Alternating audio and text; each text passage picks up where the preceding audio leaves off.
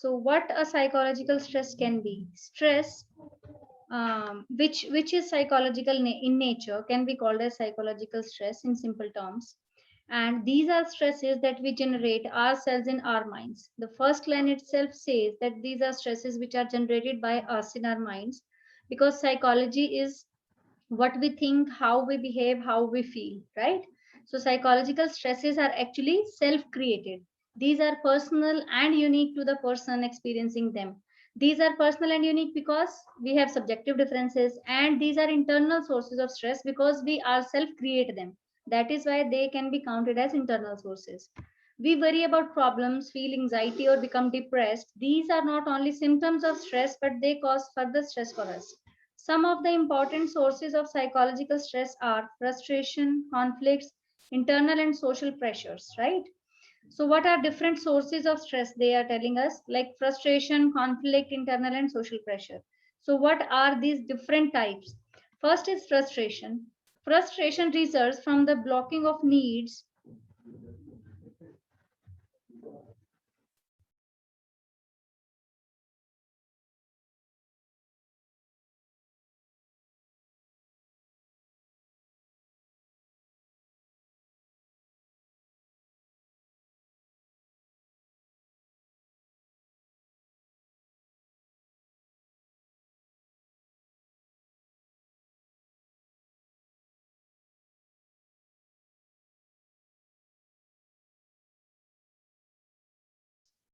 Okay, sorry for the disruption, students. Let us start again. We were talking about frustration, right? Frustration is basically results from blocking of needs and motives by something or someone that hinders us from achieving a desired goal. So frustration can even happen when you want to have an ice cream and your parents do not allow you to have that ice cream, right? Or you want to have something mm, uh, which is chilled, but your parents do not allow you because it would affect your throat. You might get a sore throat due to this, so that would also lead to frustration. It is as simple as that, and it can be as higher a thing that if you want to become kind of a civil servant, or you want to join air force for example, but you are not able to join that particular force, so it would also lead to frustration. So frustration can also be of from a smaller or simpler event, and from a higher event also. There could be a number of causes of frustration, such as social discrimination, interpersonal hurt, low grades in schools, etc. So the first cause, which is social discrimination, it is kind of inappropriable, right? Because we cannot change it. One person cannot change this process of social discrimination, or the practice of social discrimination cannot be challenged by a single person, right? So this is also a cause of frustration, because one cannot decide in which family he or she is going to take birth. That is why it just comes with you, from your birth, from the time of your birth only. So that also leads to frustration, like you have not asked for it, and you have not decided yourself that it needs to be done with me, right? So it leads to frustration. Next is interpersonal hurt. So whenever somebody hurts you, you in turn try to hurt other person, right? So this is a kind of interpersonal hurt situation. This would also lead to frustration, because of we can say ego as in a general sense, right? Not in psychological sense, but in a general sense, when we feel egoistic that this she did this to me and I'm not going to bear it, right? She has to bear the brunt of this thing. So that is interpersonal hurt. That would also lead to increased frustration when you have to deal with such situations. Low grades in school, for some students who are doing the hard work as required, but they consistently are getting low grades in school, that would also lead to frustration. And the one thing which is common in all these examples is that you are not able to improve upon that particular situation. You do not have the controllability factor here. That is what would lead to frustration. Next is conflict. Conflict may occur between two or more incompatible needs or motives. For example, whether to study dance or psychology, you may want to continue studies or take up a job. So it can be a kind of like positive conflict, like to study dance or psychology, both are good. You want to continue studies or take up a job, both are positive sides. There may be conflict of values when you are pressurized to take any action that may be against the values held by you, right? So it can also be negative conflict, like uh, you have to work at a place which is at such a job or profession, in such a profession which is not liked by you and which is not reputable in society, and plus you are forced to do that particular job because of some financial reason. So that would be negative conflict. Both sides are negative, but you have to choose either one of them, right? Next is internal pressures. Internal pressures basically stem from beliefs based upon expectation from inside us to ourselves, such as I must do everything perfectly. So people who are perfectionist in nature, they do feel more of internal pressures. Like you have decided for yourself, like I have to score this much in class 12th. I have to join that particular profession. I have to be good to my parents. I have to be working for the goodness of society, for the well-being of others. All these are kind of internal pressures. If you are not able to maintain all these activities within this particular single life of yours, so that would lead to internal pressure. Such expectation can only lead to disappointment, basically, of being perfect. Like perfectionism is a kind of disappointment in itself, because you cannot give 100% in each and every situation of your life. You can be 70% good in one thing, 20% in another, and 10% for another. So you have to concentrate your energy upon one or two prioritized tasks so that you can do them perfectly. If you want to do each and everything perfectly, I think that would be a kind of problem. Many of us drive ourselves ruthlessly towards achieving unrealistically high standards in achieving our goals. This is also pertinent in our life. Like when we decide for certain goals, we are most of the time we are inspired by some other people who have achieved those goals, or we are kind of pressurized by ourselves to achieve such goals. Like if somebody's sibling has achieved very much, so they have a kind of constant pressure upon themselves. Like if he or she can do this, I can also perform better or perform in a good way. So that is a kind of achieving unrealistically high standards for some of the students, because if everybody's taste, everybody's interest and aptitudes are different, so one cannot be just similar or just copycat of another person, right? Next is social pressures. Social pressures may be brought about from people who make excessive demands on us. So this is very common pressure that we all feel, that we all kind of handle in everyday lives. This can cause even greater pressure when we have to work with them, right? So society constantly pressurize us in manners like, if you are going to a wedding, what are you going to wear? Like what are the kind of ornaments you are wearing, whether you are wearing gold or diamonds or something like that. So that is also a kind of social pressure, right? And this is a kind of greater pressure, they say, when we have to work with them. So with reference to society, we have to be in the society, we have to live with those people only, we have to bear with the pressures they are pumping upon us. So all these things would lead to social pressures. Also, there are people with whom we face interpersonal difficulties, a personality clash, right? So there are many people with whom we do not share the similar views, who consider themselves having more wisdom than us, or who consider themselves as more intelligent than others, more practical than others. So such people are a continuous source of stress for other persons who do not who are not that much assertive in nature, right? Next is social stress. These are induced externally and result from our interaction. Excuse me, ma'am. Yes, Vasundhara. Ma'am, under psychological stresses, we were studying those stresses which we generate for our own self. But Hmm. pressures are generated by someone else, ma'am. Social pressures ka source is someone else, but they are generated by our internal kind of what we can say, internal feelings or internal emotions, right? If somebody is saying, like, you are not wearing a good lehenga at some wedding or something, so you must not feel if you do not want to feel pressurized, you do not feel that pressure, right? You say, but I like it, as simple as that.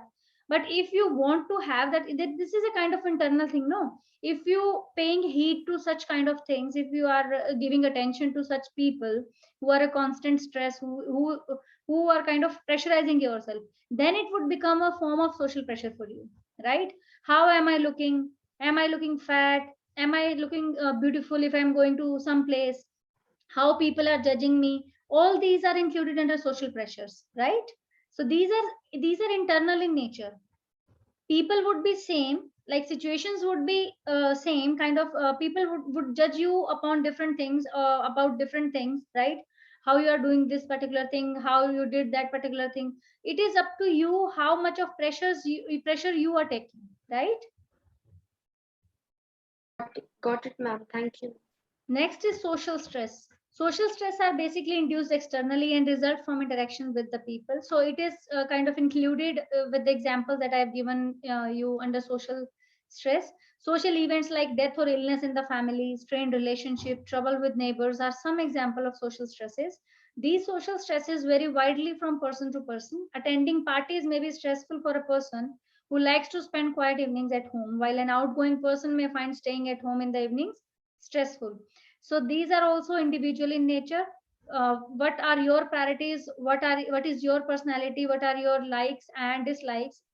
All these things constitute different kind of social stresses for you.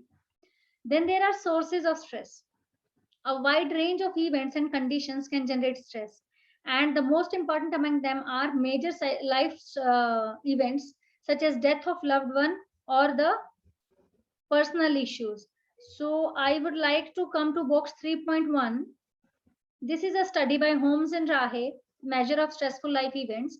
Holmes and Rahe developed a life event measure of stress, a measure of stressful life events based on the above scale, known as presumptive stressful life event. Presumptive means we have already assumed them as stressful, right? So this is pre-assumption of them being stressful. Has been developed by the Indian for the Indian population by Singh, Kaur and Kaur. So it is adapted in India by Singh, Kaur and Kaur, and it is a self-rating questionnaire made up of 51 life changes which a person may have experienced. So each of these life events has been assigned with a numerical value in terms of their severity. Like the life events are death of a closed family member. Its mean stress score is 66. Unexpected accident is 53. Illness of family member is 52. Breakup with a friend 47. Appearing for examination 43. Change in eating habits 27. Right? So these are different kind of stress scores of different life events. I would like to come upon point 3, which is illness of a family member. So it is generally came as 52 for a general illness or for some kind of major illness. But during these days, like Corona is going on, so this is something of an unexpected event or something kind of a traumatic event, because we have low predictability here. We cannot predict whether the person would survive or not, whether he would be needing oxygen or not, whether he would be just is an asymptomatic patient, right? So all these factors which are unpredictable can lead to this particular the higher kind of stress score on this particular event, which is illness of family member. So this time we can expect that it is much more than 52. It can be 57 or 58, right? Now, coming to sources of stress. First one is life events.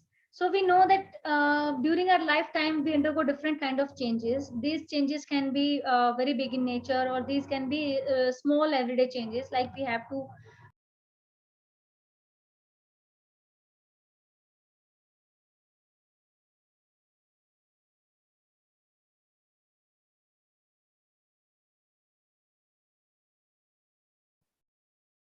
Okay, let's resume. So, during our lifetime, we undergo different kind of changes. These can be big as well as small, sudden or gradual effect, and they affect our life from moment we are born. We learn to cope with small everyday changes, but major life event can be stressful because they disturb our routine, right? And cause upheaval. If several of these life events are planned, like moving into a new house is also a kind of big life event, which is comparatively planned, which is predictable in nature, which has high controllability. So this cannot lead to a much of a stress. But unpredictable life event like breakup of a long-term relationship occur within a short period of time, then we find it difficult to cope with them and will be more prone to the symptoms of stress.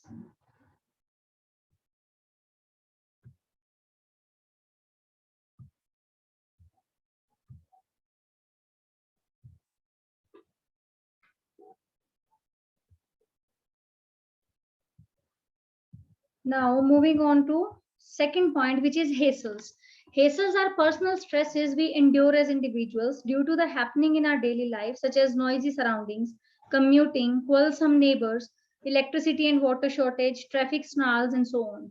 So, like in during this live class, if we have multiple disruptions, like if we are facing problems 2 or 3 times in connectivity or in screen sharing or different other issues, so that would also constitute a kind of hassle.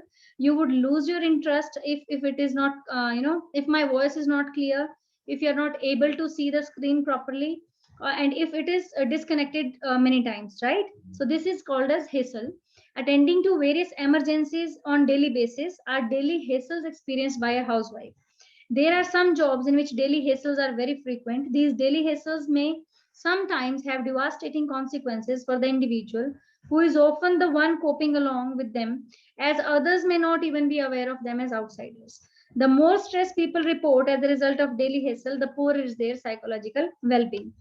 So, well being is the state of kind of satisfactory mental health, and it becomes poorer, the person would not perform better psychologically if they are facing this hassles on a regular basis, right? Next is traumatic events. These include being involved in a variety of extreme events such as fire, train or road accident, robbery, earthquake, tsunami, etc. And all these are unpredictable. If you see the common factor here, all these are unpredictable in nature. Effects of these events may occur after some lapse of time and sometimes persist as symptoms of anxiety, flashbacks, dreams, and intrusive thoughts.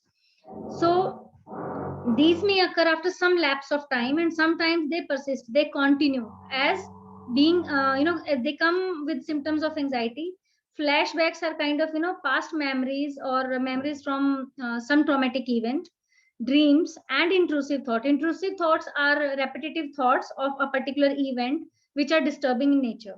Severe trauma can also strain relationship. Professional help will be needed to cope with them, especially if they persist for many months after that event is over. So, if these particular symptoms persist for many months after the event is over, it is called as PTSD, post-traumatic stress disorder. And if these symptoms appear just after 15 to 20 days of the particular traumatic event, then it is called as acute stress disorder, right? This we would be studying in chapter 4. Now, moving on to effects of stress on psychological functioning and health. Excuse me, ma'am. Yes, Vijay. Ma'am, aren't traumatic events a part of life events only? These are not a part of life events, we would say, because everybody does not face fire, train or road accident or robbery or earthquake or tsunami. We are not kind of in that particular regional area where we would be facing a tsunami, right? So we cannot call them that they would happen to each and everyone. That is why they would not be called as life events. Life events are changes which can be big in nature and which can be small, right? Traumatic events are a specifically different category because they only generate trauma. Life events can be positive also, right? Like changing a house or building a new house for yourself. That is also stressful in nature, right? Got it, ma'am. Thank you. So you cannot compare traumatic events to life events, which are even positive in nature sometimes, right? Effects of stress on psychological functioning and health. So, what are the effects of stress? Many of the effects are physiological in nature. Physiological means body related, and other changes also occur inside stressed individuals. So, there are 4 major effects of stress associated with stressed state. These are emotional effects, physiological effects, cognitive effects, and behavioral effects. First one is emotional effect.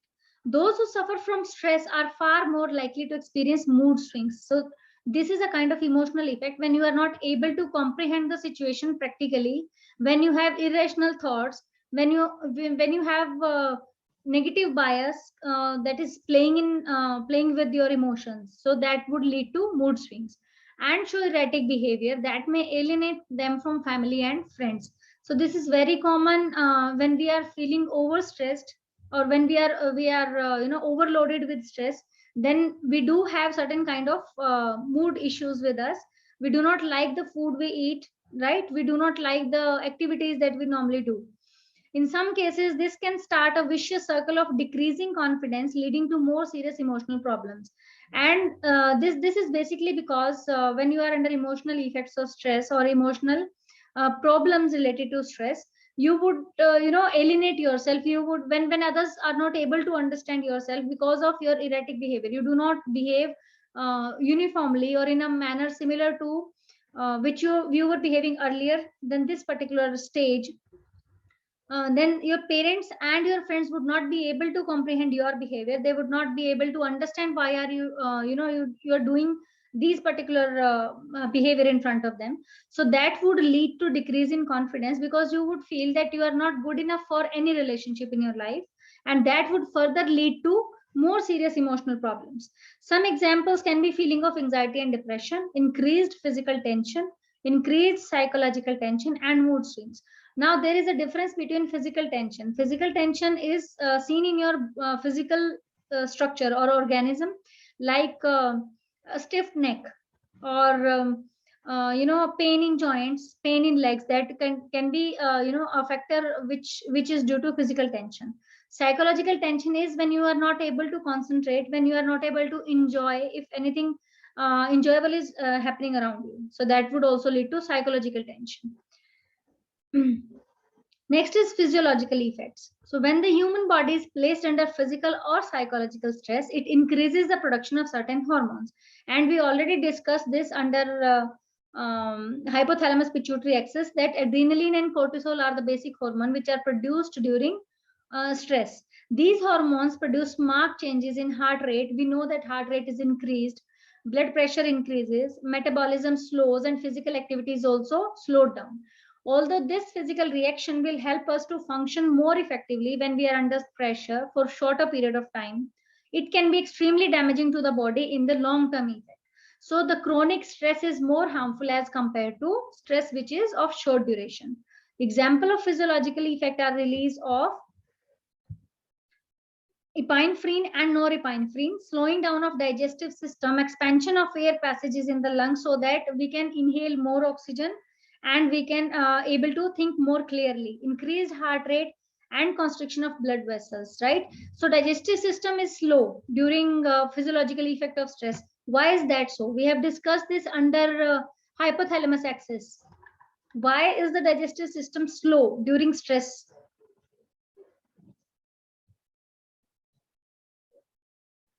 Priyal.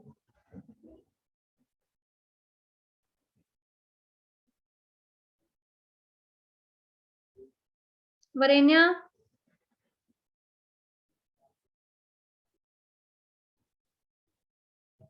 Is anyone there? Sanya? Yes, ma'am.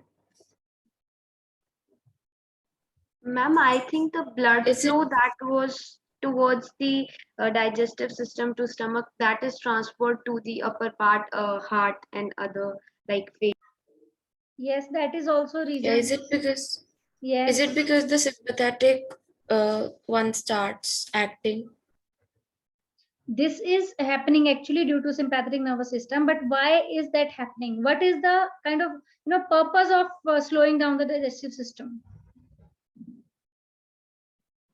There must be some basic reason, no? There must be some cause due to which our body reacts in such manner. What can be that? Ma'am, during digestion, a lot of energy is consumed. So to prevent that consumption and diverting that energy channelization. Yes, absolutely correct, Vasundhara. Next is cognitive effects. If pressures due to stress continue, one may suffer from mental overload. This suffering from high level of stress can rapidly cause individuals to lose their ability to make sound decisions. Faulty decisions made at home, in career, or at workplace may lead to arguments, failure, financial loss, or even loss of job.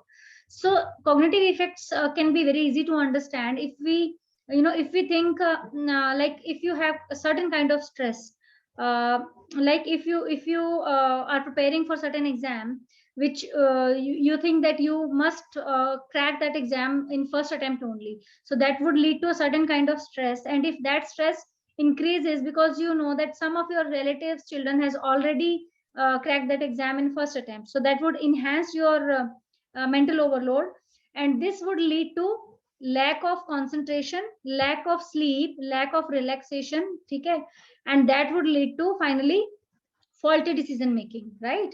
So cognitive effect of stress can be poor concentration, reduced short term memory capacity, and other can be like lack of relaxation, lack of increased mental stress. Next is behavioral effects. Stress affect our behavior in the form of eating less nutritional food, increasing intake of stimulants like caffeine, excessive consumption of cigarettes, alcohol, and other drugs such as tranquilizers, etc.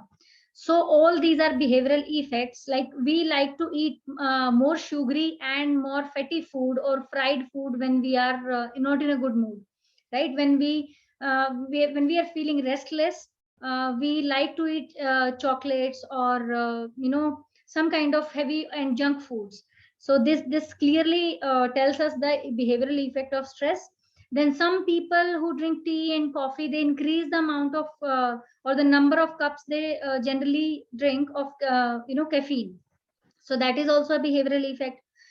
People who are smokers, they increase the cigarette smoking, alcohol, and other kind of drugs, which can be termed as tranquilizers. Tranquilizers means something which tranquils you, something which keeps you calm, right? So these can be addictive in nature, and these have different kind of side effects also, which can be cognitive in nature, like loss of concentration, poor coordination in muscles, so leading to poor movements and dizziness also. Some of the typical behavioral effects of stress are disrupted sleep patterns, increased absenteeism at work, and reduced work performance. Right? So I think these are very easy to understand. Next topic is stress and health. So the people who are more stressful, they generally suffer from stomach upsets, body aches, nausea, diarrhea, and fever, etc. If you have ever experienced examination anxiety or the stress just before you sit in exam, you would feel butterflies in your stomach, right? And some people would feel like as if their heart would pump out of their body. They have so much of increased heart rate that they would feel like it is just coming out of their body. They can hear their heartbeat in their ears also. आपको बहुत clearly ऐसा feel होता है, it's like it's beating near my ear, आपका heart जो है, right? So that is also the effect of stress. Then they have said that you must have also noticed that people who are unhappy in their personal lives fall sick more often as those who are happy and enjoy life. Chronic daily stress. Chronic means long term, and regular stress, which you are facing on a regular basis, can also divert an individual's attention from caring for herself or himself. So self care, which is an important aspect of your personality and is important for confidence also, that is also reduced if you are facing chronic daily stress. When stress is prolonged, it affects physical health and impairs psychological functioning too. As we have already seen in psychological effects of stress, people experience exhaustion and attitudinal problems when the stress due to demands from the environment and constraints are too high and little support is available from family and friends. So social support is also an important factor. During these particular difficult times of this pandemic, we all have family and social support. We all know that nobody is kind of safe from this particular disease. Anybody can get that. So that is why this is also a common factor which would lead to social support as well. Earlier there were discrimination against doctors, nurses, etc. But when it turned out to be a big disease, it turned out to be a pandemic, and cases from all over the places are coming in. At that time, the social support increases, right? Because it is happening with each and every person. The physical exhaustion is seen in the signs of chronic fatigue, weakness, and low energy. Mental exhaustion appears in the form of irritability, anxiety, feeling of helplessness, and hopelessness. This state of physical, emotional, and psychological exhaustion is known as burnout. So, exhaustion is the earlier stage, and burnout is the next stage as compared to exhaustion. So, first you get tired, first you get fatigued, you feel kind of low energy, you are not able to perform any functions. So that stage would lead to exhaustion, physical exhaustion as well as psychological exhaustion. And the ultimate stage is known as burnout, when you do not have any interest in any of the activity. Burnout would lead to lack of interest in even in your regular activities like taking bath or taking a stroll down the lane, right? So all these simple act would become a very difficult activity for you. So that would called as burnout. There is also convincing evidence to show that stress can produce changes in immune system and increase the chances of someone becoming ill. So researchers have proven that people who are more stressed, that would lead to high cases of cardiovascular diseases, high blood pressure, as well as psychosomatic disorders. We would be studying about psychosomatic disorders in chapter 4, which includes psychological disorders which would affect your body. Soma is your body, so that would be the symptoms would be shown in your body, that is psychosomatic diseases. Right. Also 50 to 70% of physical illnesses are attributed to stress, right? And studies also reveal that 60% of medical visits are primarily for stress related symptoms, right? So this was all the effects of stress and how stress affects our health, right? Next we would be continuing with general adaptation syndrome. This is the physiological based theory of stress given by Hans Selle, which was the father of stress research, right? Any queries until now?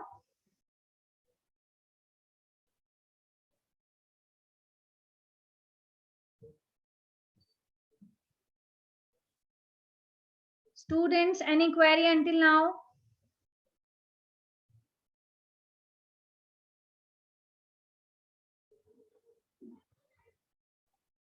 No, ma'am. Priyal, Sanya, No, ma'am. No, ma'am. Gaurika, No, ma'am. Tanisha,